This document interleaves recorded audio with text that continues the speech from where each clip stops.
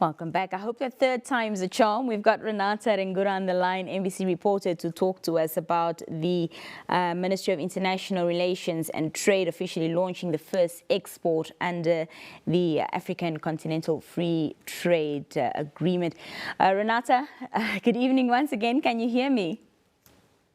Good evening, Nina. I can hear you clearly. Can you hear me? Yes, perfectly clear. Let's just pick up where we left off from. You were talking about, of course, what the overall atmosphere and significance of today was, and you were speaking about, what the access into the African market now represents, and it stands at, 1.4, I think you said, $1 billion market for these business people, entrepreneurs that are going to be accessing this market. I also want to know, of course, there was a keynote speaker that spoke today and a brilliant message that came from. But what stood out for you most from this message, and why do you think it resonated with the audience?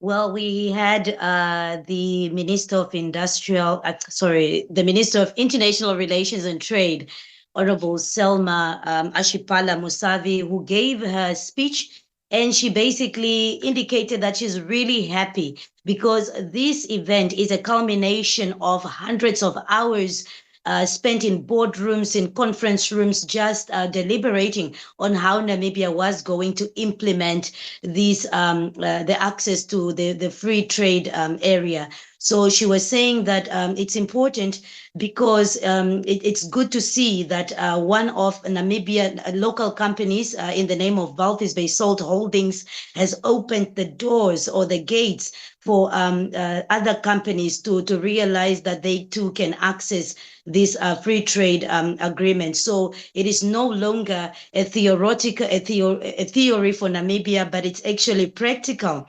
And this is motivating because many other businesses can now take an example, emulate this example that has been, shown by the Walvis Bay Salt Company. And the minister was also highlighting that being part of this free trade area is basically important for Namibia because it will push Namibia's economic transformation. Currently, our economy might change if everything goes well and this agreement is implemented. It will change from where we are to where to see a country that is having SMEs that are industrialized, having SMEs that add value to their products, not only SMEs, but just the business sector or the private sector as a whole, where we have products that have value. We do not no longer see processed or unprocessed products being sent out of the country, but rather full products that have been innovated here in Namibia.